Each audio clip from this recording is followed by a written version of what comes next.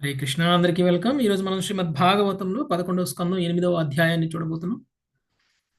మనం ఉద్ధవ గీతని స్టార్ట్ చేసాం. ఉద్ధవ గీతలో శ్రీకృష్ణ భగవానుడు ఉద్ధవుడికి చెప్తున్నటువంటి తత్వాన్ని ఏదైతే ఉందో దాంట్లో భాగంగా యదురాజుకి మరియు ఒక బ్రాహ్మణుడు అవధూతకి మధ్య జరిగినటువంటి సంభాషణ మొత్తం కూడా తెలియజేస్తూ ఉన్నారు. అందులో ఆ బ్రాహ్మణ అవధూత ఈ భౌతిక విశ్వంలో ఉన్నటువంటి 24 తత్వాలు ఏ విధంగా తనకి గురువుగా మారాయి, ఒక్కొక్క తత్వం నుంచి తను ఏం నేర్చుకున్నారు అనేటువంటి విషయాన్ని తెలియజేస్తూ వచ్చారు. అందులో భాగంగా మనం నిన్న కపోతం నుంచి ఏం నేర్చుకున్నాము అనేటువంటిది, ఏం నేర్చుకోవాలి అనేటువంటిది మనకి ఒక కథను తెలియజేశారు. కపోతానికి సంబంధించినటువంటి ఒక కథ. అందమైన జీవితం, భార్య, పిల్లలు కలిగి ఉన్నటువంటి ఆ యొక్క కపోతం యొక్క జీవితం ఏ విధంగా ఆ బోయవాని యొక్క వలలో పడిపోయింది అనేటువంటి విషయాన్ని మనకి తెలియజేశాడు. గృహస్థ జీవనంలో ఉన్నటువంటి మనం అందరం కూడా ఒక కపోతం జంట ఏ విధంగా అయితే వాళ్ళ జీవితాన్ని గడిపిందో అలానే గడుపుతూ ఉన్నాం. ఏ విధంగా అయితే ఆ కపోతం వలలో చిక్కుకొని పోయి తనని, తన కుటుంబాన్ని, తన భార్యని, పిల్లల్ని ఏ విధంగా కోల్పోయిందో అదే విధంగా మనము కూడా కాలము అనేటువంటి వలలో చిక్కుకొని పోతాం. ఆ చిక్కుకొని పోయినప్పుడు మనకి భార్య, పిల్లలు, కుటుంబం ఇవన్నీ కూడా శాశ్వతము అనుకునేటువంటి భావనలో ఉన్నప్పటికీ మన జీవితం యొక్క నిజమైనటువంటి లక్ష్యాన్ని మర్చిపోయి అలాంటి తాత్కాలికమైనటువంటి సుఖాల కోసం, సంతోషాల కోసం, తాత్కాలికమైనటువంటి బంధాల కోసం శాశ్వతంగా మనల్ని మనం తాకట్టు పెట్టేసుకుంటున్నాం. ఇది మనకి కపోతం యొక్క కథ ద్వారా మనకి తెలిసినటువంటి విషయం. ఇప్పటి వరకు కొన్ని తత్వాల గురించి తెలియచేశారు. సూర్యుడి ద్వారా, చంద్రుడి ద్వారా, గాలి ద్వారా, నీరు ద్వారా, భూమి ద్వారా, అగ్ని ద్వారా మనం మనం అందరం కూడా ఏమి నేర్చుకోవచ్చు అనేటువంటి, ఆకాశం ద్వారా కూడా చివరికి ఏమి నేర్చుకోవచ్చు అనేటువంటి విషయాన్ని మనం ఇప్పటి వరకు కూడా చూసాం. ఇంకా కొన్ని తత్వాలు, మొత్తం 24 తత్వాల గురించి ఆయన చెప్పారు. ఇంకా చాలా తత్వాలు ఉన్నాయి. వాటి నుంచి కూడా మనం ఇంకా ఏం తెలుసుకోవాలి అనేటువంటి విషయాన్ని ఈరోజు మనము చూద్దాం. ఈరోజు 8వ అధ్యాయంలో పింగళ కథ అనేటువంటిది మనకి తెలియజేస్తారు. ఇందులో కూడా అనేక తత్వాల గురించి తెలియజేస్తారు. ఆ తత్వాల ద్వారా మనం నేర్చుకోవాల్సిన ఆ తత్వాలు మనకి ఎలా గురువులు అనేటువంటి విషయాన్ని మనం ఈరోజు చూద్దాం. సునీత హరిబాబు మాతాజీ సారాంశం చదివిన తర్వాత మనం ఒక్కొక్క శ్లోకానికి వెళ్దాం. హరే కృష్ణ. ధన్యవాద ప్రణామం.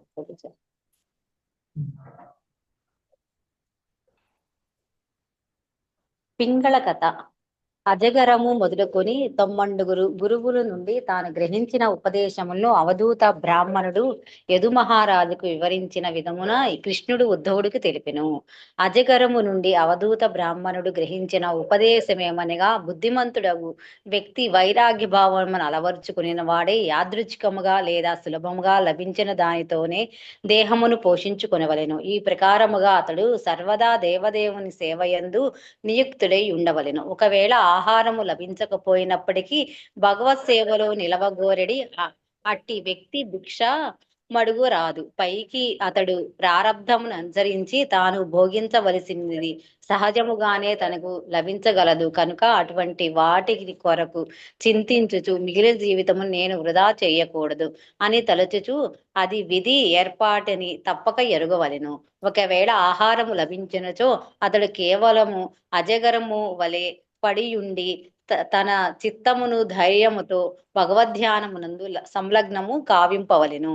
సాగరము నుండి అవధూత బ్రాహ్మణుడు స్వీకరించిన ఉపదేశమేమనగా, భగవత్పరాయణుడైన ముని చిత్తము నిశ్చలముగా సముద్రము వలె అతి నిర్మలమగును, గంభీరముగాను గోచరించును. వర్షాకాలమునందు పొంగెడి నదులు జలమును వచ్చి చేరినప్పుడు సముద్రము పొంగి పొరలదు. గ్రీష్మ ఋతువునందు నదుల జలమును నింపినప్పుడు అది ఎండిపోదు. అట్లే ముని వాంఛిత వస్తువులు లభించినప్పుడు సంతోషించుట గాని అవి లేనప్పుడు దుఃఖించుట గాని చేయడు. పతంగము యొక్క ఉపదేశమేమనగా, అది అగ్నిచే ఆకర్షితమై ప్రాణమును కోల్పోయినట్లు మూర్ఖుడు సర్వాభరణ వస్త్రాలంకృతమగు స్త్రీ రూపమును చే మోహితుడై ఇంద్రియములను నిగ్రహింపజాలకుండను. మాయ యొక్క ఈ రూపముల వెంట పరుగెడుచు అతడు తన జీవితమునే నష్టపరుచుకొని అంత్యమున ఘోరమగు నరకమునకు పడును. భ్రమరము తేనెటీగ అనునవి రెండు రకముల కీటకములు. భ్రమరము నుండి నేర్చిన ఉపదేశమే మనగా ముని వివిధ గృహముల నుండి కేవలము స్వల్పముగానే ఆహారము గ్రహించుచు ఈ విధముగా ప్రతిదినము మధుకరితో జీవనము కొనసాగించవలెను. పెద్దవి చిన్నవి అయిన అన్ని శాస్త్రముల నుండి అతడు ప్రధాన సత్యమును కూడా గ్రహింపవలెను. ఇక రెండవ కీటకము తేనెటీగ నుంచి గ్రహించిన ఉపదేశమేమనగా భిక్షుకుడు సన్యాసి తాను యాచించిన ఆహారము రాత్రి కొరకు లేదా మర్నాటి కొరకు దాచిపెట్టుకొనరాదు. ఏలయనగా అతడు అట్లు చేసినచో పేరాస కలిగిన తేనెటీగ వలె అతడు తాను సంగ్రహించిన దానితో పొరపాటున నశించిపోవును. ఏనుగు నుండి అవధూత బ్రాహ్మణుడు ఈ కింద ఉపదేశములు బడిసెను. వేటగాండ్ర యుక్తి వలన మగ ఏనుగులు బందీ అయి ఉన్న ఆడ ఏనుగుల వైపు పరిగెగు తీసి గోతిలో పడినవై బందీ అగుచుండును. అట్లే స్త్రీ రూపమునకు అనురక్తుడైన పురుషుడు సంసార గోపమును బడి నశించును. తేనె తీయు వాని నుండి గ్రహించిన ఉపదేశం ఏమనగా తేనె తీగచే అతి కష్టముచే కూడబట్టిన తేనె అతడు హరించినట్లు గృహస్థులు కష్టార్జితముతే కొనుగోలు చేయబడిన ఆహార విలువైన వస్తువులు అందరికన్నా ముందుగా అనుభవించడి అధికారము సన్యాసికే చెందియుండును. హరణము నుండి వచ్చిన ఉపదేశం ఏమనగా వేటగాని వేణుగానమును విని మైమరిచినిదై అది ప్రాణములు కోల్పోయినట్లు లౌకిక సంగీత గానమునకు ఆకర్షితుడయ్యే వ్యక్తి తన జీవితము వ్యర్థపరుచును. మీనము నుండి నేర్చిన ఉపదేశం ఏమనగా రసేంద్రియ అనుగ్రహ శక్తి వలన అది గాలమునకు చిక్కి మరణించును. అట్లే సంతృప్తి చెందని నాలిక బలి అయ్యడి వివేకహీనుడు చివరకు తన ప్రాణమునే కోల్పోవును. పూర్వము పింగళాయను వేశ్య విదేహ నగరము నుండెను. ఆమె నుండి అవధూత బ్రాహ్మణుడు వేరొక పాఠము నేర్చెను. ఒకరోజు అత్యంత ఆకర్షణీయమగు వస్త్రాభరణములచే అలంకృతమైన విటుడు కొరకు సాయంకాలం నుండి మధ్యరాత్రి వరకు వేచియుండెను. ఆమె ఎంతో ఆశతో ఎదురుచూచుచూ సమయమున గడిచిన కొలది అస్థిర చిత్తురాలయ్యను. ఏ పురుషుడును ఆమెను చూడటకు రాలేదు. నిరాశతో ఆమె చివరికి వైరాగ్యమును పొందినదై విటును రాక కొరకు ఆశను త్యజించెను. తదనంతరము ఆమె కేవలము శ్రీహరినే చింతన వందే నెలకొన్నదై పరమ శాంతిని పొందెను. ఆమె నుండి నేర్చిన ఉపదేశం ఏమనగా ఇంద్రియ భోగ ఆశలే సకల దుఃఖములకు మూల కారణము కనుక అట్టి అత్యాశను త్యజించిన వాడే దేవదేవుని ధ్యానమందు స్థిరుడై దివ్యమగు శాంతిని పొందగలడు. హరే కృష్ణ ప్రభుజీ, ధన్వత్ ప్రణామాలు. హరే కృష్ణ. సో పింగళ అనేటువంటిది ఒక వేశ్య. సో ఆ వేశ్యకి సంబంధించినటువంటి కథ కూడా ఇందులో కొంచెం ఉంది.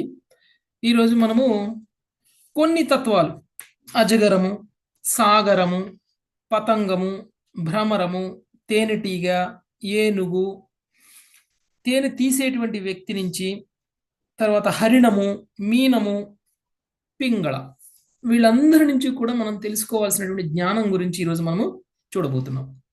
ఓకే, మొదటి శ్లోకంతో మొదలు పెడదాం. నాగలక్ష్మి మాతాజీ.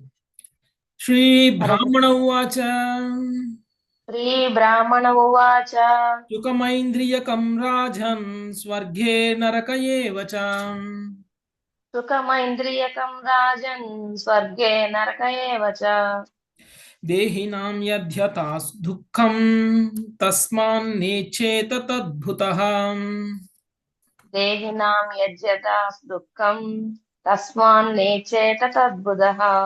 సాధువగు బ్రాహ్మణుడు పలికెను, రాజా, దేహధారియగు జీవుడు స్వర్గం నందు కాని నరకం నందు కాని సహజంగానే దుఃఖం అనుభవించును. అట్లే కోరకుండగానైనను సుఖము కూడా అనుభూతం కాగలదు. కనుక వివేకవంతుడు అట్టి భౌతిక సౌఖ్యమును బడియుటకే ఎట్టి యత్నము చేయుడు. భాష్యము.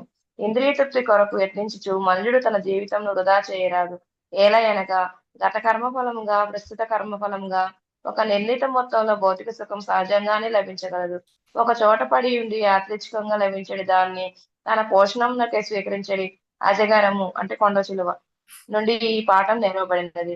ఆశ్చర్యకరంగా స్వర్గ నరకములు రెండింటిలోనూ మన పూర్వ కర్మానుసారము సుఖదుఖములు సహజంగానే కలుగుచుండును. అయితే ఆ సుఖదుఖములు అనుపాతం తప్పక మార్చుండును. స్వర్గం నందు గాని నరకం నందు గాని జీవుడు భోజన పానీయ నిద్రా మైదనములను చేచుండవచ్చును. కానీ భౌతిక దేహంపై ఆధారపడినట్టు ఈ కలాపములు తాత్కాలికములు. అసంగతములు అయ్యున్నవి. సర్వోత్తమ భౌతిక స్థితి అయినను వాస్తవం నాకు భగవద్భక్తికి అన్యముగా చేసినట్టు చట్టవిరుద్ధము పూర్వ కార్యములకు శిక్షేనేమి బుద్ధిమంతుడు తప్పక గాంచవలసి ఉన్నది. స్వల్ప సుఖమును పడేటకు బద్ధజీవుడు గొప్ప కష్టమును చేపట్టును. కష్టము కపటంతో నిండినట్టు భౌతిక జీవితంతో సంఘర్షణ తరువాత మనుషుడు ఏదో కొంత ఇంద్రియ భోగమును పొందవచ్చును. కానీ ఈ మాయా సుఖం దాన్ని పొందుటకు భరించవలసిన కష్టమును ఏ విధంగానూ తగ్గించదు. అందమైన టోపీ వికృత ముఖాన్ని సుందరంగా చేయలేదు కదా. జీవిత సమస్యను నిజంగా పరిష్కరింపగోరినచో మనుషుడు సరళమైన జీవితమును గడుపుచు జీవితంలో అధిక భాగం కృష్ణ సేవ కొరకే వినియోగించబడదు. భగవంతుని సేవించని వారు కూడా అతని నుండి ఏదో ఒక స్థాయికి చెందిన పోషణ పొందుచుందరు. ఆయనచో తన బ్రతికే జీవితంలో అంకితం కావించిన వారికి భగవానుడు ఎంతటి సంరక్షణను వసుగును మనము ఊహించుకొనవచ్చును. నిర్మలురు కానట్టి కామే కర్మరతులు తమ ప్రస్తుత జీవితం గురించి ఏ మూర్ఖంగా చింతపడుచుందరు. కాగా పుణ్యాత్ములైన కర్మిష్ఠులు ఇంద్రియ భోగము తాత్కాలికమని ఎరుగక అట్టి దాని కొరకే అవివేకంతో విస్తృతమైన ఏర్పాట్లను కావించుచుందరు. కానీ సకలేంద్రియములకు సకల వాంఛలకు ప్రభు అయిన దేవదేవుని ప్రసన్నం చేయుట ద్వారానే మనుషుడు శాశ్వత సుఖమును పడగలడని ఎరుగుట నిజమైన పరిష్కారం. అటువంటి జ్ఞానము జీవిత సమస్యలను సులభంగా పరిష్కరించగలదు. హరే కృష్ణ ప్రభు. సాధువు అయినటువంటి బ్రాహ్మణుడు అంటే ఇక్కడ యాక్చువల్గా మనం ఇంతకు ముందు చెప్పుకున్నట్లు అన్ని చోట్ల కూడా ఒక బ్రాహ్మణుడిని లేకపోతే ఒక బుద్ధిమంతుణ్ణి లేకపోతే ఒక భక్తుణ్ణి ఒక ముని అనేటువంటి మాటతో ఇక్కడ పిలుస్తున్నారు. అంటే ఎక్కడ ముని అనేటువంటి విషయం వచ్చినా కానీ తెలివైన జ్ఞానం ఉన్నటువంటి ఒక భగవంతుడి యొక్క భక్తుడు అని అర్థం ఇక్కడ. ఓకే, ఆ బ్రాహ్మణుడు ఏం చేస్తాడట? దేహధారి యొక్క జీవుడు స్వర్గమునందు కానీ నరకమునందు కానీ సహజముగానే దుఃఖమును అనుభవించును. ఓకే, అంటే జీవుడు ఎక్కడ ఉన్నా కానీ అనుభవించేది దుఃఖమే. ఒకవేళ దేహధారి అయి ఉన్నప్పుడు అంటే జీవుడికి శరీరం ఉన్నంత కాలం దుఃఖాన్ని అనుభవిస్తూ ఉంటాడు. శరీరం ఎక్కడుంటుందండి జీవుడికి? భౌతిక శరీరం ఎక్కడుంటుంది అంటే భౌతిక విశ్వంలో ఉంటుంది. అంటే ఈ భౌతిక విశ్వంలో ఉన్నటువంటి 14 లోకాలలో నువ్వు ఎక్కడ జన్మ తీసుకున్నా ఎలాంటి శరీరాన్ని తీసుకుని జన్మ తీసుకున్నప్పటికీ దుఃఖం అనేటువంటిది ఉంటూనే ఉంది. సుఖంగా ఉన్నాను అని ఎవరైనా అనుకున్నారంటే వాళ్ళు భ్రమపడుతున్నారు అని అర్థం. ఎందుకంటే భగవంతుడు ఏం చెప్పారు? ఈ యొక్క భౌతిక విశ్వము అనేటువంటిది దుఃఖాలయము అని చెప్పారు. అంటే అది బ్రహ్మలోకాన్ని మొదలుకొని పాతాళ లోకం వరకు ఉన్నటువంటి అన్ని లోకాలలో ఏ జీవరాశిగా ఏ శరీరాన్ని తీసుకొని మనం జన్మించినప్పటికీ దుఃఖం అనేటువంటిది ఉంటుంది. అంటే మనం భూమి మీద ఉన్నాం కాబట్టి దుఃఖం ఉంది, స్వర్గంలో ఉంటే దుఃఖం ఉండదు అని అనుకోవచ్చు. స్వర్గంలో ఉన్నా కూడా దుఃఖం ఉంటుంది. ఎందుకంటే ఈ మొత్తం కూడా దుఃఖాలయం కాబట్టి. దుఃఖాలయంలో దుఃఖం ఉంటుంది తప్ప వేరే ఏమీ ఉండదు. కాకపోతే మనం చేస్తున్నటువంటి ఇంద్రియ భోగం మనకు సుఖాన్ని ఇస్తుంది అనేటువంటి భావనలో ఉంటాం మనం. అలాంటి సుఖాలని పొందడం కోసం ఎంతో కష్టపడతాం. మనం పడినటువంటి కష్టాన్ని మనం పొందేటువంటి కొద్దిపాటి సుఖంతో మర్చిపోతాం. ఒక వ్యక్తి రోజంతా కష్టపడితే తప్ప వచ్చినటువంటి డబ్బులతోటి ఒకరోజు లేదా ఒక గంట సుఖంగా ఒక హోటల్కి వెళ్ళి ఒక ఫుడ్ ఆర్డర్ చేసుకొని తినగలడు.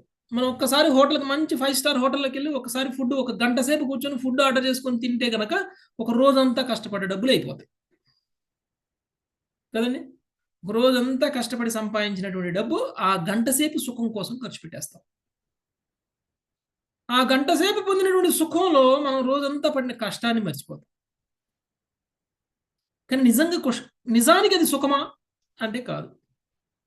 మనకి మన గురు మహారాజు ఒక బెస్ట్ ఎగ్జాంపుల్ చెప్తూ ఉంటారు.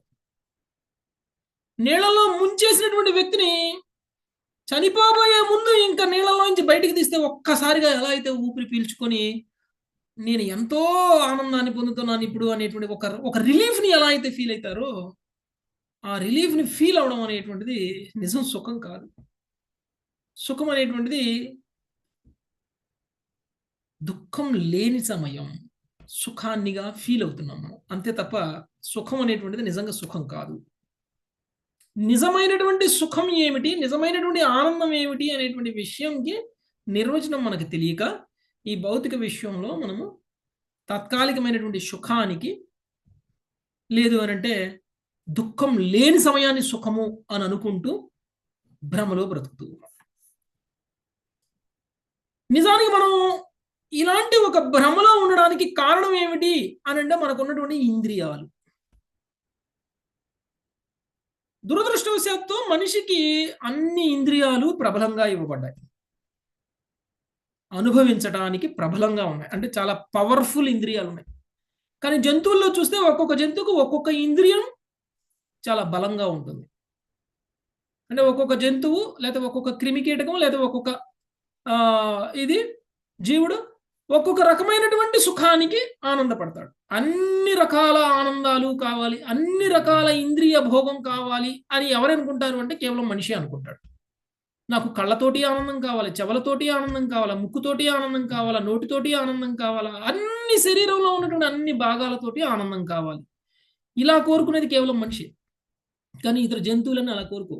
ఒక్కొక్క జంతువు ఒక్కొక్క ఇంద్రియంతో ఆనందాన్ని అనుభవిస్తుంది. అయితే ఈ ఇంద్రియాలతోటి పొందేటువంటి ఆనందం అనేటువంటిది ఏదైతే ఉందో అది ఆ జీవుణ్ణి పతనం చేస్తుంది.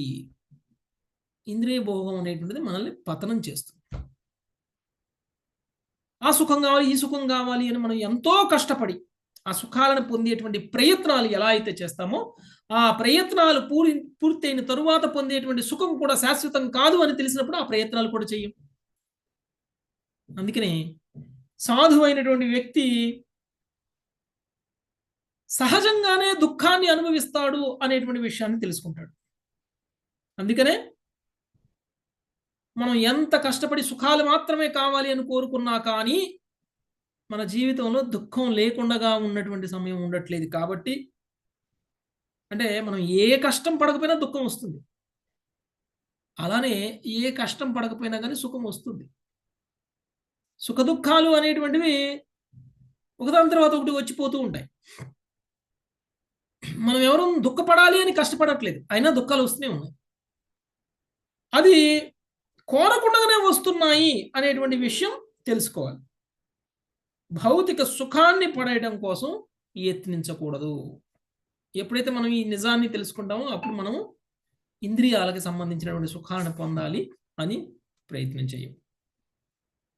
మరి ఇంద్రియాలు ఎందుకు ఇవ్వబడ్డాయి అని అంటే శాశ్వతమైనటువంటి సుఖాన్ని పొందడానికి ఇవ్వబడ్డాయి, కానీ ఇలా తాత్కాలికమైనటువంటి సుఖాలు పొందడానికి ఇవ్వబడలేదు. ఋషికేశుడైనటువంటి భగవానుడికి సేవ చేయటంలో కనుక మన ఇంద్రియాలను కనుక ఉపయోగించినట్లయితే, అంటే సర్వ ఇంద్రియాలు ఆధీనం ఎవరి ఆధీనంలో ఉంటాయో ఆ భగవానుడికి మనం గనక మన ఇంద్రియాలను గనక అర్పించినట్లయితే ఆటోమేటిక్గా మనం అందరం కూడా సంతోషంగా ఆనందంగా ఉంటాం. కృష్ణ సేవలోనే ఆనందం ఉంది, కృష్ణుడు ఆనందంలోనే మనందరి ఆనందం ఉంది.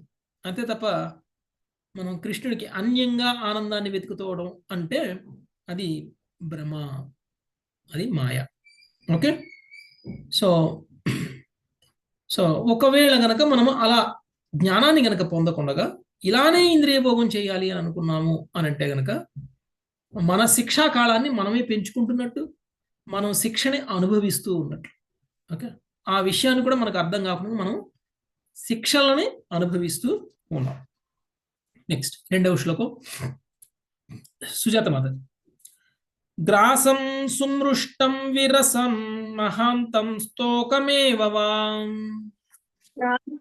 సుమృష్టం విరసం మహాంతం స్తోకమేవ త్వాం. యదృచ్ఛయైవా పతితం గ్రసేదాజగరో క్రియాం.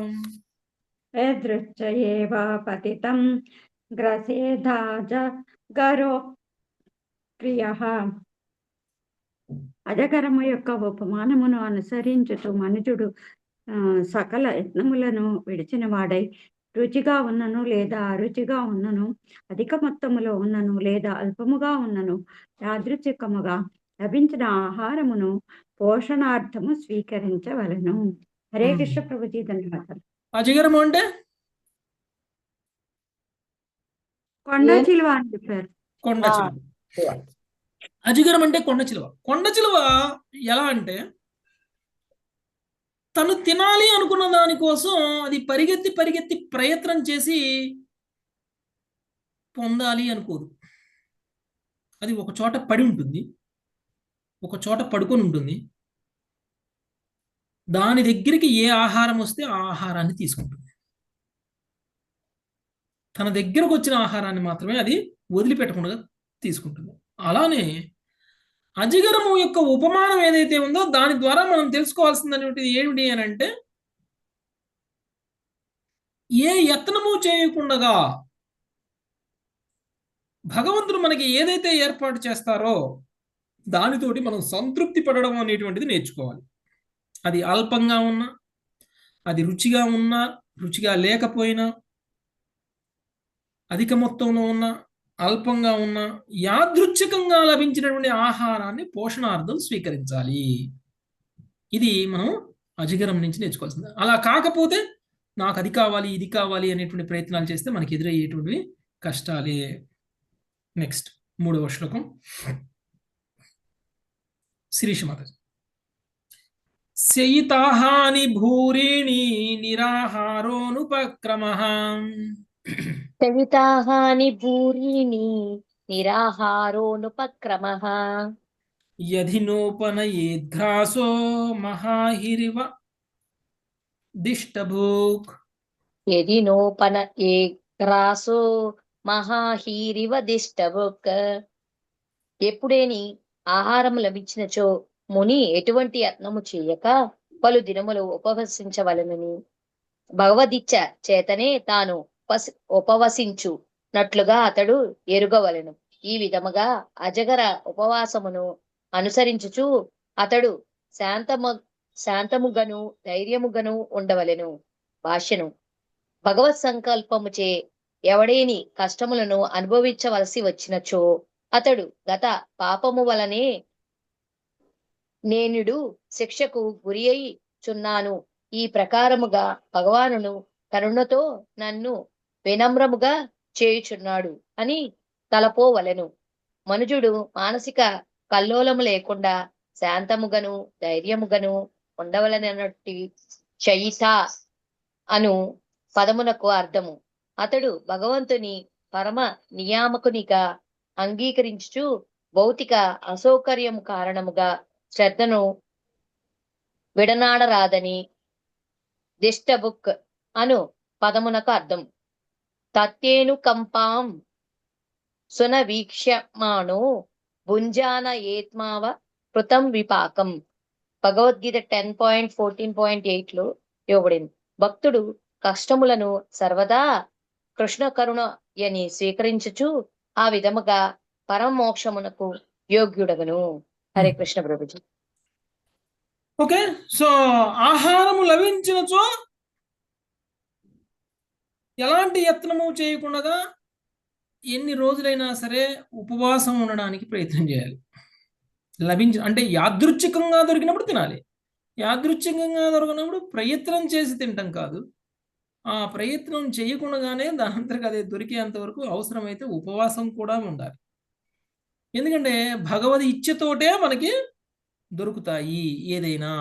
భగవంతుడు ఇచ్ఛ లేకపోవడం వల్ల ఈరోజు మనకి దొరకడం లేదు అనేటువంటి భావనలో ఉపవాసం ఉండగలగాలి.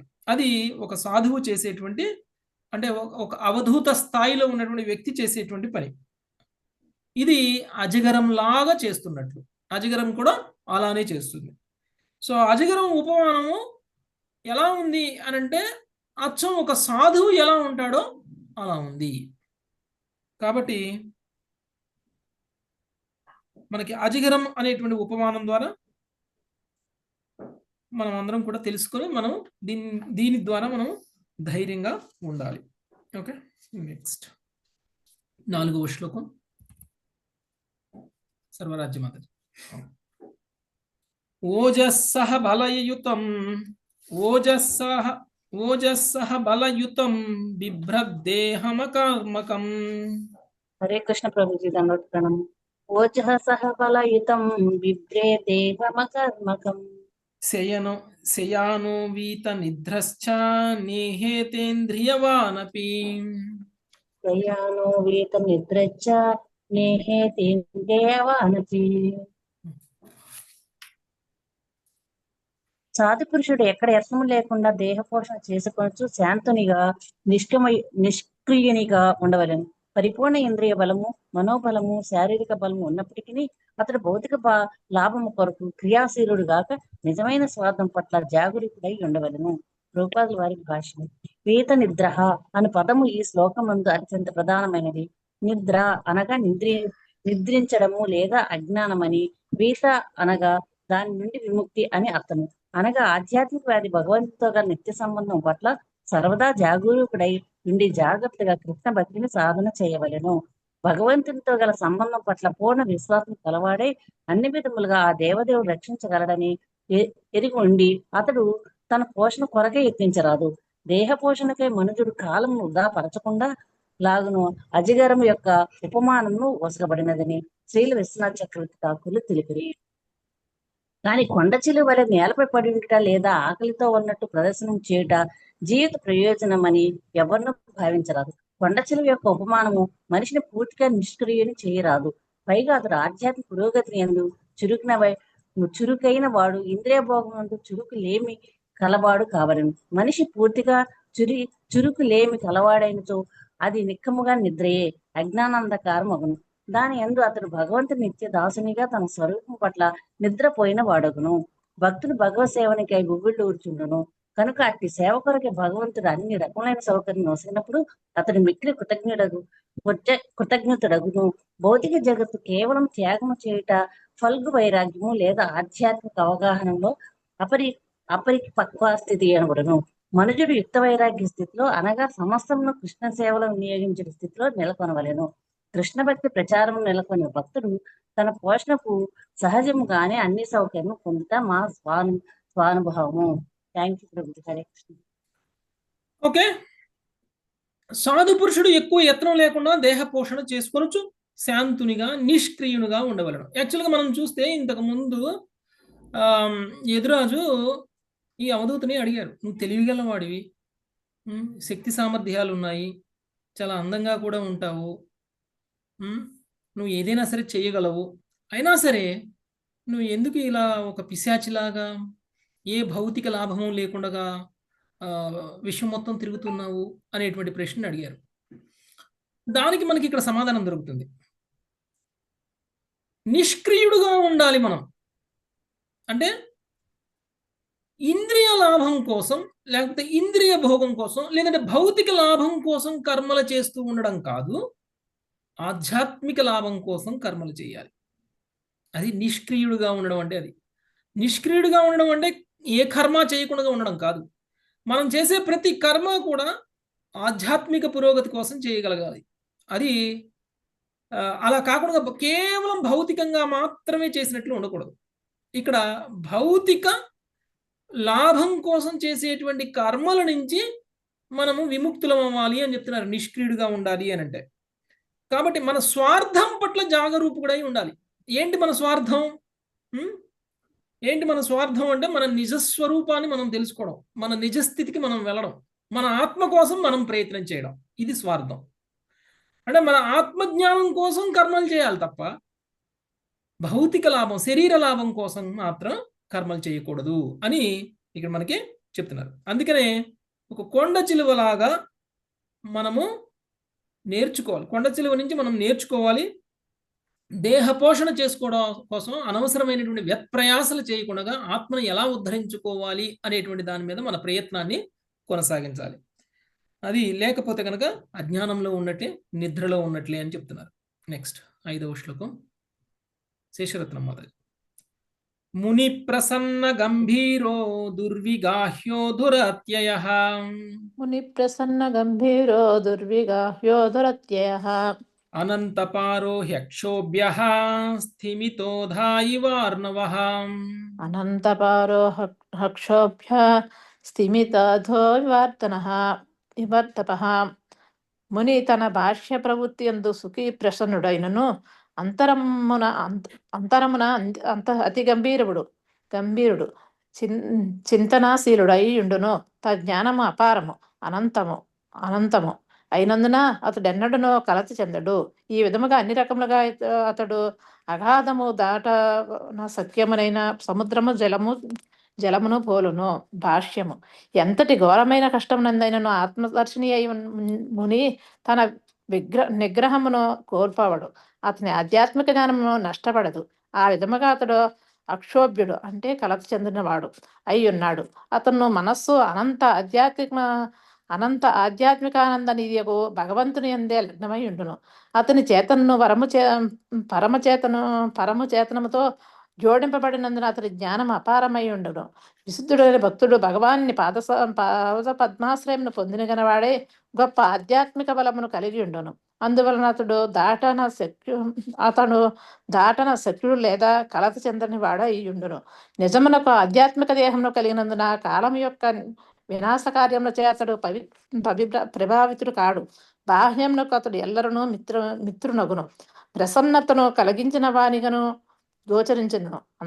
అంతరమున అతను మనస్సు పరమతత్వమునందే సంలగ్నమై ఉండును. అతను నిజమైన ప్రయోజనము గాని ప్రణాళికను గాని ఎవ్వరునూ తెలుసుకొని జాలరు. కామలోపవృత్తుడైన భౌతిక జీవనమును విడిచిపెట్టి భగవంతుని పాదపద్మంలో ఆశ్రయించినట్టు ఆత్మదర్శి భక్తుని మానసిక కలాపములను పరమ బుద్ధిమంతుడైన వ్యక్తి అయిన ఇరుగుజాలడు. అట్టి మహాత్ముడు మహాసాగరములో పోల్చబడును. అసంఖ్యాకముకు శక్తివంతమైన నదులు వచ్చి చేరినను సముద్రమును ప్రశాంతముగానే ఉండును. ఆ విధముగానే ముని సముద్రము వలె ప్రసన్నుడు, అగాధమైన వాడు, గంభీరుడు, దాట సఖ్యము, అపరిమితుడు, నిశ్చయములో ఎరుగవలను. హరే కృష్ణ గురు దండకి. సముద్ర జలం నుంచి మనం నేర్చుకోవాల్సినటువంటి తత్వాన్ని మనకి ఇక్కడ తెలియజేస్తున్నారు. సముద్ర జలము చూడటానికి పైన అన్ని నీళ్ళలానే ఉంటుంది, కానీ సముద్రం యొక్క లోతు ఎంత అనేటువంటి విషయాన్ని తెలుసుకోవడం చాలా కష్టం కదా. సముద్రం యొక్క పొడవు వెడల్పు ఎంత అనేటువంటి విషయాన్ని కూడా తెలుసుకోవడం కష్టం. ఇప్పుడు సముద్రంలో ఎన్ని నీళ్ళు వచ్చి కలిసినా కానీ వర్షాకాలంలో చూడండి ఎన్నో వర్షాలు వస్తాయి, వరదలు వస్తాయి, నదులన్నీ బాగా నిండుగా పారుతాయి. ఈ పారిన నదులన్నీ ఎక్కడికి వెళ్తాయి? సముద్రంలోకి వెళ్తాయి. మరి సముద్రంలోకి వెళ్ళినంత మాత్రాన సముద్రం ఎంత నిశ్చలంగా ఉంటుంది? సముద్రం నీటి మట్టం పెరుగుతుందా? లేదా సముద్రము ఒడ్డు మారుతుందా? సముద్రం ఒడ్డును దాటుకొని మరి బయటకు వస్తుందా అంటే రాదు. అలా అని ఎండాకాలంలో చూస్తే ఒక్క వర్షం చుక్క పడదు, నదులన్నీ ఎండిపోయి ఉంటాయి. నదుల నుంచి వెళ్ళాల్సినటువంటి నీళ్లు ఏది కూడా సముద్రంలో కలవదు. మరి అలాంటప్పుడు సముద్రం ఏమన్నా నీళ్లు తగ్గుతాయా? సముద్రంలో ఉన్నటువంటి అలలు తగ్గుతాయా? సముద్రం ఇంతకు ముందు ఒడ్డుకి ఇప్పుడు ఉన్నటువంటి ఒడ్డుకి తేడా ఉంటుందా? ఏమీ ఉండదు. సముద్రం నిశ్చలంగా అలానే ఉంటుంది. అదేవిధంగా ఒక సాధు పురుషుడు కూడా చూడడానికి మామూలుగానే కనిపించినప్పటికీ తన జ్ఞానం అనేటువంటి లోతు చాలా ఎక్కువగా ఉంటుంది. ఆయనకు ఉన్నటువంటి జ్ఞానము వలన ఆయన ఎటువంటి పరిస్థితుల్లోనూ పతనం చెందడు.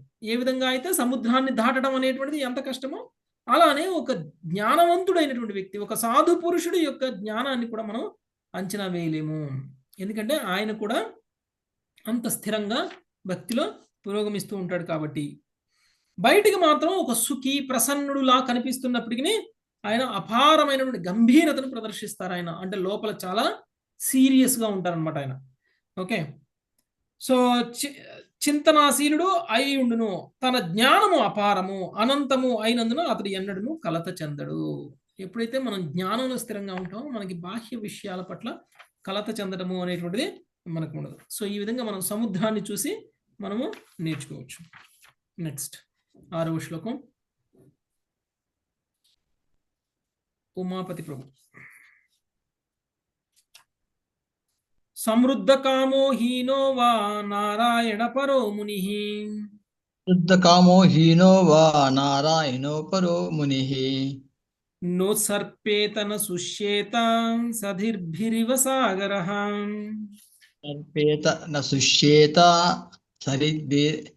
సరిద్భిరేవ సాగరః. వర్షాకాలమునందు నదులు పొంగి పొరలుచు సముద్రంలోనికి చేరుచుండును. గ్రీష్మకాలమున అవి ఎండిపోయినవి అతి తక్కువ జలమును సముద్రమునకు చేర్చును. అయినను సముద్రం వర్షాకాలమునందు పొంగదు, గ్రీష్మకాలమునందు ఎండిపోదు. అట్టే దేవదేవుని తన జీవిత లక్ష్యముగా స్వీకరించిన భక్తుడు దైవవశమున ఒకప్పుడు గొప్ప సంపత్తులను పొందవచ్చును, మరొకప్పుడు నిరుపేద వలె గోచరించవచ్చును. కానీ అట్టి భగవద్భక్తుడు సమృద్ధి స్థితిలో పొంగడు, బీద స్థితిలో కృంగడు. భాష్యం. జై ప్రపాద్కి జై. శ్రద్ధావంతులకు భక్తుడు భగవంతుని దరిచేరి అతనికి దివ్య సేవ చేయవలెనని వీలుచుండును. శ్రీకృష్ణ భగవానుడు లేదా నారాయణుడు సర్వానంద నిధి కనుక ఆ దేవదేవుని పాత పద్మముల చెంత ఒక రేణువుగా నిలువవలనని అతడు కోరును. విశుద్ధ కృష్ణ భక్తి అనుభవములో పరమానందము చెందిడే అతడు కృష్ణుడు మనస్సులో లేనప్పుడు విషణ్ణుడగును. భౌతిక జగత్తునందలి వ్యవహారములలో అతడు సామాన్య లౌకికులు అవమానించను, ఇంద్రియ భోగమును ఉపేక్షించుచున్నాడని నిందించను, అసాంఖ్యకమగు నదులు వచ్చి చేరినను చలించిన సముద్రం వల్ల ఎంత మాత్రము కలత చెందడు. ఒక్కొక్కప్పుడు కామని స్త్రీలు విశుద్ధ భక్తుని చెంతకు చేరుచుండవచ్చును.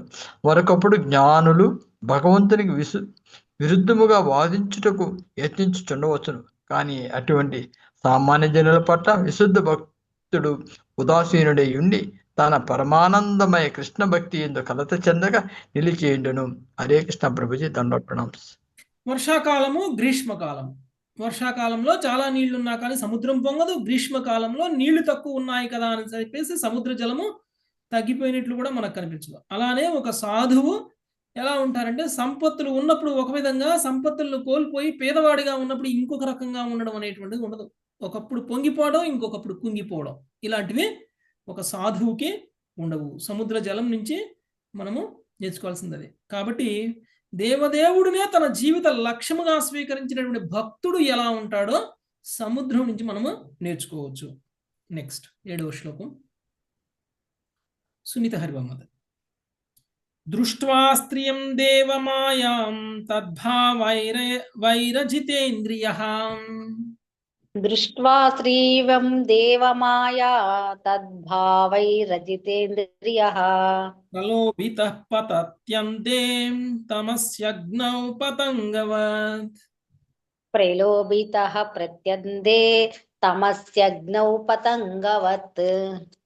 ఇంద్రియ నిగ్రహములో విఫలుడైన వాడు మాయారచితమగు స్త్రీ రూపమును గాంచినంతనే ఆకర్షితుడగును. నిజముగా స్త్రీ మరులు గొలుపు మాటలు పలికినప్పుడు, విలాసముగా నవ్వినప్పుడు, కామచేష్టలు చేసినప్పుడు అతడు మనస్సు వెంటనే బందీ అగును. ఆ విధముగా అగ్నిని గాంచి మత్తిల్లిన పతంగము గుడ్డిగా అగ్నిజ్వాలపై వైపు పరిగెత్తినట్లు అతడు గుడ్డిగా సంసార కూపములో పడును. కృష్ణ కృపామూర్తి శీల ప్రపాదికి జై భాష్యము.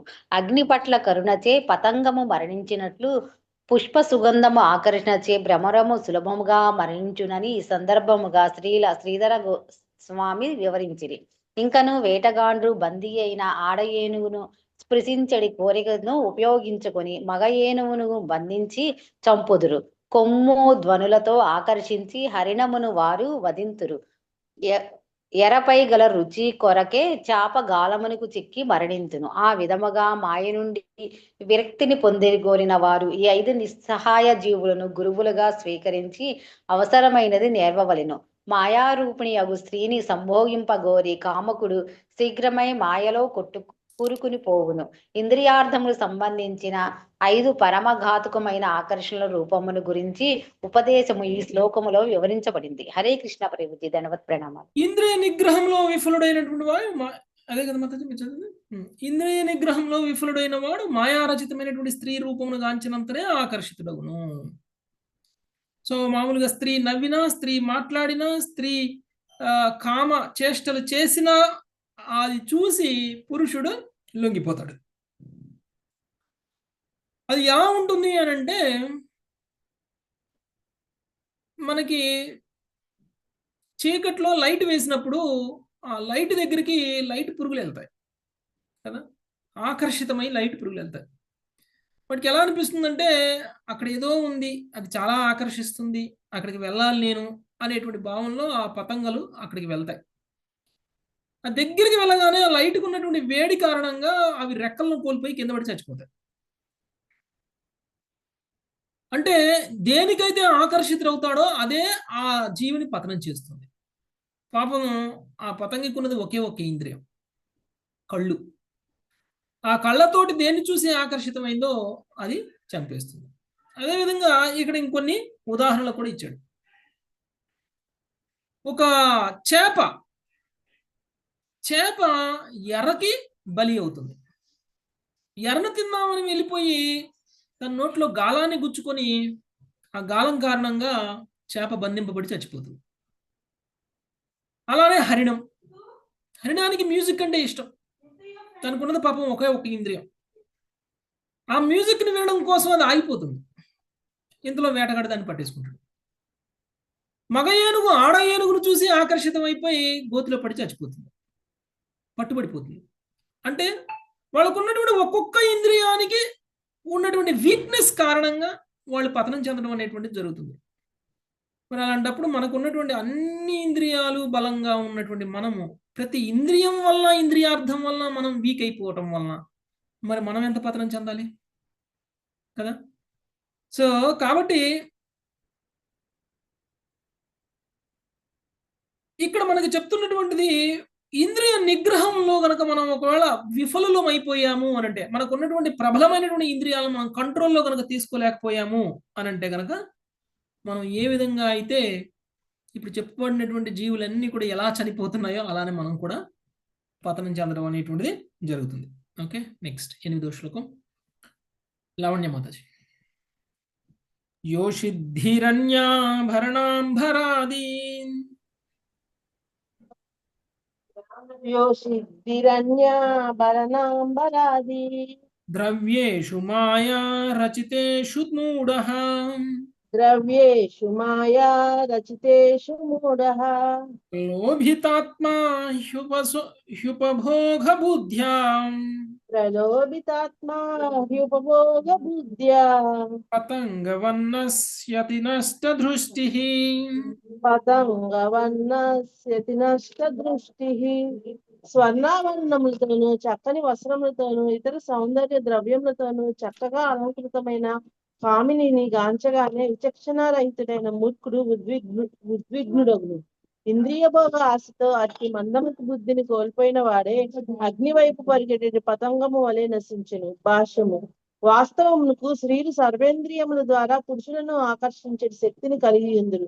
స్త్రీదేహమును గాంచుటచే ఆమె శరీర గంధమును ఆగ్రహించుటచే, ఆమె గొంతును వించుటచే, ఆమె పెదవులను చుమ్మించుటచే, ఆమె దేహమును సృష్టించుటచే పురుషుడు కామోన్మత్తుడగును. కానీ మైథునాకర్షణపై ఆధారపడే మూర్ఖమైన సంబంధము చూచుట ద్వారా ఆరంభమగును. ఆ విధంగా మనుషుని బుద్ధిని నశింపచేయుటలో రూపము అత్యంత ప్రధానమైనది. ఈ విషయము నవీన కాలంలో అశ్లీల చిత్రముల ద్వారా మిగుల దురుపయోగము కావింపబడుతున్నది. దురదృష్టవంతులకు స్త్రీ పురుషులు దీనికి బలియొగుచున్నారు. మూర్ఖమైన పతంగము అగ్ని వైపునకు పరుగుతీసి తనను తాను నశింపజేసుకునే ఉపమానము ఈ సందర్భమును చక్కగా పొసిగినది. ఏలయన క్షణికమైన మైదున సుఖమునకు అలవాటు పడిన వాడు భౌతిక పదార్థము వెనుకనున్న ఆధ్యాత్మిక సత్యము నెరిగే శక్తిని కోల్పోవును. కాముకుడు ఒక వ్యక్తి మైదున భోగము వలన అంధుడు, మూర్ఖుడే అగును. అతని ఆత్మ ఇంద్రియ భోగాగ్నిలో నశించిపోవును. కానీ హరే కృష్ణ కృష్ణ కృష్ణ హరే హరే, హరే రామ రామ రామ హరే హరే అనుచు కావించడి హరినామ సంకీర్తన విధానము చేపట్టడం ద్వారా ఈ ఉత్పాతమును పూర్తిగా నివారింపవచ్చును. శ్రీ చైతన్య మహాప్రభువు ఆయనచే శక్త్యావేశము కావించబడిన శ్రీల ప్రభుపాదుల వంటి ప్రతినిధులు సంసార ఘట్టం నుండి జనులను ఉద్ధరించుటకు ఒక ఉద్యమమును ఆరంభించింది. మనమందరము శ్రద్ధగా దాని నుండి లాభమును పొందవలసి ఉన్నది. హరే కృష్ణ ప్రభుజీ, ధన్యవాదాలు. సో ఇందాకటి శ్లోకంలో మనం చెప్పుకున్న విధంగానే ఏ విధంగా అయితే పతంగము అగ్ని వైపుకి ప్రయాణం చేసి పతనం చెందుతుందో అదే విధంగా ఒక కాముకుడైనటువంటి వ్యక్తి, అందంగా ఉన్నటువంటి ఒక స్త్రీ, అలంకరించుకుని ఉన్నటువంటి ఒక స్త్రీ వస్త్రాభరణాలతోటి లేకపోతే స్వర్ణాభరణాలతోటి లేకపోతే సౌందర్య ద్రవ్యాలతోటి అలంకరితమైనటువంటి ఒక స్త్రీని చూచి విచక్షణారహితుడుగా, మూర్ఖుడుగా, ఉద్విగ్నుడుగా అవును. ఇదంతా కూడా ఇంద్రియ భోగ ఆశతో మనకున్నటువంటి బుద్ధిని మనం కోల్పోతున్నాము పతంగంలాగా అనేటువంటి విషయాన్ని మనకి చెప్తున్నారు. కాబట్టి కామ కోరికలు ఎక్కువగా ఉన్నటువంటి వ్యక్తి కనుక హరినామ జపం కనుక చేసినట్లయితే, హరినామ కీర్తన కనుక చేసినట్లయితే ఆ వ్యక్తి కామ కోరికలు తగ్గుతాయి. ఓకే, సో హరే కృష్ణ మహామంత్రానికి ఆ బలం ఉంది అని మనకి హరినామ సంకీర్తన ఉద్యమం అందుకే ఇవ్వబడింది. మన యొక్క ఇంద్రియాలన్నింటినీ కూడా ఆటోమేటిక్గా నియంత్రించేటువంటి మార్గం. ఓకే, నెక్స్ట్ 9వ శ్లోకం. రోజా మాతాజీ. సోక్తం గ్రసేధ్రాసం దేహో వర్తేత యావతా. సోక్తం గతేద్రాక్షం దేవో వర్తేత యావతా. గృహాన హింసన్నాతిష్టే వృత్తిం మధుకరీం ముని. గృహాన హింసన్నాతి స్థేద్వృతిం మాధుకరీం ముని. ముని కేవలము తన దేహ పోషణకు అవసరమైనంత ఆహారముని స్వీకరింపవలెను. అతడు ఇంటికి వెడలి ప్రతి కుటుంబం నుండి కొద్ది కొద్దిగా ఆహారమును తీసుకొనవలెను. ఆ విధముగా అతడు మధుకరి వృత్తిని అవలంబించవలెను. భాష్యము: ఒక్కొక్కప్పుడు తేనెటీగ ఒక పుష్పం నుండి వేరొక పుష్పమునకు ఎరింగడి తన సామాన్య మగు కలాపమును విడిచి ఒకానొక కమలము యొక్క అసాధారణ మగు సౌరంభముచే ఆకర్షితమై అచటనే తిరిగి ఆడుచుండును. దురదృష్టవశాత్తు సూర్యాస్తమయం వేళ కమలము ముడుచుకొనుగా మత్తిల్లిన తేనెటీగ దానిలోనే చిక్కుబడును. అట్లే సన్యాసి లేదా బ్రహ్మచారి ఒకానొక ఇంటిలో చక్కని భోజనము లవలంబించినని తెలుసుకున్నప్పుడు ఇంటింటికి తిరుగుటకు బదులుగా చక్కగా ఆతిథ్యమునిచ్చడి ఆ గృహస్థుని ఇంటిలో నిజమైన కుటుంబ సభ్యునిగా మారిపోవును. ఆ విధంగా అతడు గృహస్థ జీవనము మాయచే మోహితుడై వైరాగ్య స్థితి నుండి పతనము చెందును. అంతేగాక సన్యాసి దానమనేది వైదిక పద్ధతిని అనువుగా తీసుకొని ఒకే కుటుంబము నుండి తరచుగా దానమును స్వీకరించినచో దాని వలన కలిగేది యజమాని ఆగ్రహముచే సాంఘిక వ్యవస్థ కల్లోలితమగును. ఆదర్శనీయుడగు ముని తేనెటీగ వలె ఒక ప్రదేశము నుండి వేరొక ప్రదేశమును చనుచుండే వలెను. కాని పలు ఇండ్లకు వెడలి ప్రతి ఇంటిలోని కడుపు నిండుగా తినే తిండిపోతు తేనెటీగగా మాత్రము కాకుండా అతడు జాగ్రత్త పడవలేను. అటువంటి తిండిపోతు నిస్సందేహముగా మాయాజాలములో చిక్కుబడెనని శ్రీల భక్తి విశ్వనాథ సరస్వతి ఠాగూర్లు చెప్పిరి. ఎవ్వరును నాలుక సంతృప్తికి మరీ ఆకర్షితులు కారాదు. ఏలయన అది పొట్టను నిండుగా నింపి తుదకు అనపరాని కామమునకు దారి తీయును. సారాంశమేమనగా మనుజుడు ఇంద్రియ భోగమునకై అతిగా యత్నించక దానికి బదులు శ్రీకృష్ణ భగవానుని మహిమల ప్రచారమునకై తీవ్ర యత్నము చేయవలేను. మానవ శక్తి యొక్క సరైన ఉపయోగమే అదియే. హరే కృష్ణ ప్రభు. ఓకే, ఒక ముని ఎలా ఉండాలి అంటేనే కేవలం దేహ పోషణ కోసం అవసరమైనటువంటి ఆహారాన్ని మాత్రమే స్వీకరించాలి. అది కూడా ఒకవేళ మనకి ఇంట్లో ఎక్కువ భోజనం దొరుకుతుంది కానీ ప్రతిసారి ఆ ఇంటికి వెళ్ళి భోజనం అడగకూడదు. ఈరోజు ఒక ఇంట్లో మనకు భోజనం దొరికితే రేపు మళ్ళీ మనం ఆ ఇంటికి వెళ్ళి మనం భోజనం అడగకూడదు, ఇంకొకరి ఇంటికి వెళ్ళి అడగాలి. అది సాధు పురుషుడు చేసేటువంటి లక్షణం. అంటే ఒక ఇంట్లో ఎప్పుడు భోజనం దొరుకుతుంది కదా అని చెప్పేసి మనం ఎప్పుడు అదే ఇంటికి పోయామనుకోండి, అప్పుడు ఏమవుతుందంటే ఆ ఇంటి మీద అటాచ్మెంటు, ఆ ఇంట్లో ఉన్న సభ్యులతోటి అటాచ్మెంటు, చివరికి గృహస్థ జీవనం మీద కూడా ఇంట్రెస్ట్ అనేది వస్తుంది. చివరికి గృహస్థ జీవనంలో ఉన్నటువంటి ఫీలింగే అయిపోతుంది. ఒకే ఇంట్లో రోజు పోవడం, కూర్చోవడం, తినటం, రావడం, ఇదంతా కూడా ఒక గృహస్థ జీవనంలా అయిపోతుంది. అలా కాకుండా దేని మీద అటాచ్మెంట్ ఉండకూడదు అని అంటే మనము ఒక సాధు పురుషుడు ఎలా ఉండాలి అని అంటే, ఆ సన్యాసి ఎలా ఉండాలి అని అంటే అన్ని ఇళ్ళకి వెళ్ళాలి. ఒక్కొక్క ఇంట్లో కొంచెం కొంచెం తీసుకోవాలి, అంతేకాని ఒకే ఇంట్లో మొత్తం తీసుకోకూడదు. ఇప్పుడు నాకు తినడానికి 1 కిలో అవసరం అంటే 10 ఇళ్ళ నుంచి తలా 100 గ్రాములు తెచ్చుకోవాలి తప్ప ఒకే ఇంట్లో పోయి 1 కిలో తెచ్చేసుకోకూడదు. ఆ విధంగా ఉండాలి. అలా కాకుండా నాకు ఒక ఇంట్లోనే దొరుకుతుంది కదా అని చెప్పేసి ఆ ఇంట్లోనే ఉండిపోయామంటే మనల్ని మనం పతనం చెందడానికి కారణం అవుతుంది. ఏ విధంగా అయితే ఒక తేనెటీగ మకరందాన్ని తీసుకురావడం కోసం అది అనేక పువ్వుల మీదకి వెళ్ళి తీసుకురావాలి తప్ప ఒకే పువ్వులో ఉండిపోవాలి, ఒకే పువ్వులో కూర్చోవాలి అని అనుకుంటే ఏమవుతుంది? దానికి యాక్చువల్గా గులాబీ పువ్వులు ఏమవుతుందంటే చాలా మంచి స్మెల్, మంచిగా మకరందం వస్తుంది. ఆ పువ్వులోకి వెళ్ళి కూర్చుంటే తేనెటీగకి ఆ వాసనకి మత్తు వచ్చేస్తుంది. మత్తు వచ్చేసి ఇంక అందులోంచి బయటికి రావాలి అని అనిపించదు, అందులోనే కూర్చుంటుంది. తర్వాత గులాబీ రేకులు మూసుకొని పోతాయి. మూసుకొని పోయినప్పుడు ఏమవుతుందండి? గాలి ఆడక అందులోనే చచ్చిపోతుంది. ఓకే, కాబట్టి మనము దేనికి కూడా అంటే ఇంకా చాలా కావాలి అనేటువంటి భావన ఉండకూడదు. అలానే ఒకే చోట ఉండిపోయి దాన్ని అనుభవించాలి అనేటువంటి భావన కూడా ఉండకూడదు. అలా ఉంటే తేనెటీగ ఏ విధంగా అయితే నాశనం అవుతుందో అలా మనం కూడా నాశనం అయ్యే అవకాశం ఉంది. నెక్స్ట్ మంజులత మాతాజీ. అణుభ్యశ్చ మహాద్రశ్చ శాస్త్రేభ్యః కుశలో నరః. హరే కృష్ణ ప్రభుజీ. అనుభ్యశ్చ మహద్భ్యశ్చ శాస్త్రేభ్యః కుశలో నరః.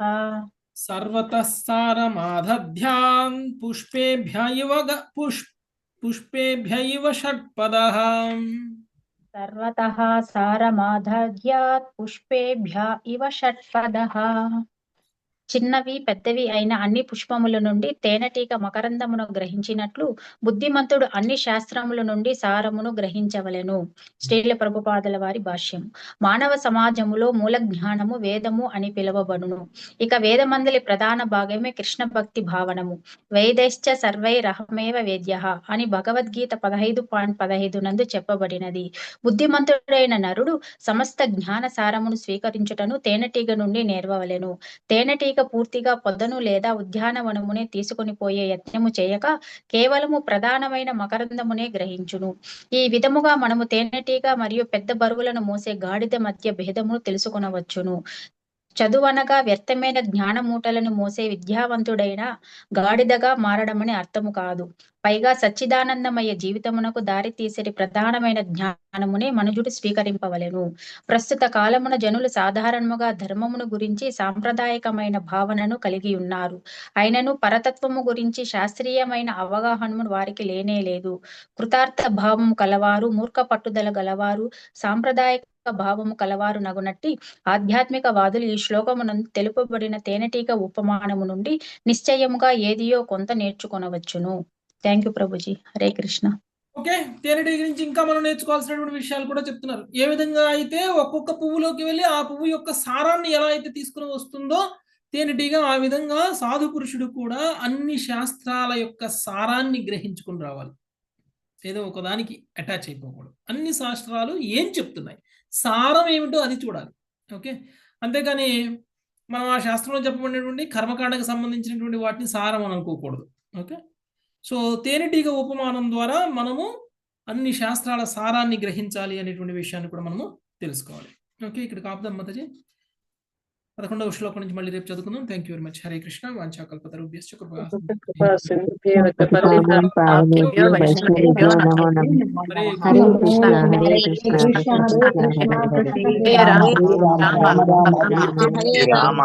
రామ హరే హరే.